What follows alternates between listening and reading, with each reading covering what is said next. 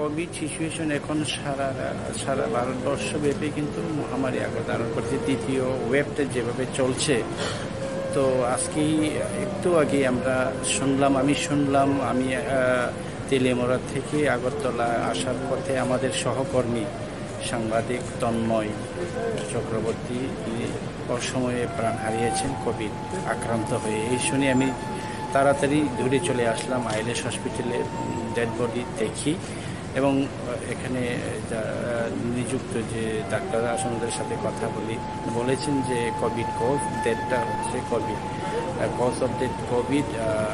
খুব হার্টবিট বেড়েছিল, এরপরে উনি হার্ট অ্যাটাকে মারা গেছেন, কিন্তু মারা যাওয়ার বয়স হয়নি।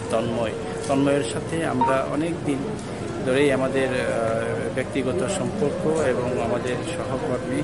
এই অসময়ে প্রাণ কোভিডের কারণে প্রাণ চলে গেছে। তো আমরা পরিবারের সাথে আমরা আছি,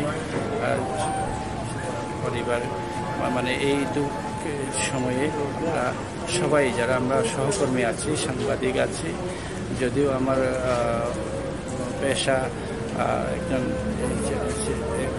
অন্য দায়িত্বে আছি, তবুও আমাদের সহকর্মী এভাবে অকালে প্রাণ হারিয়েছে। আমাদের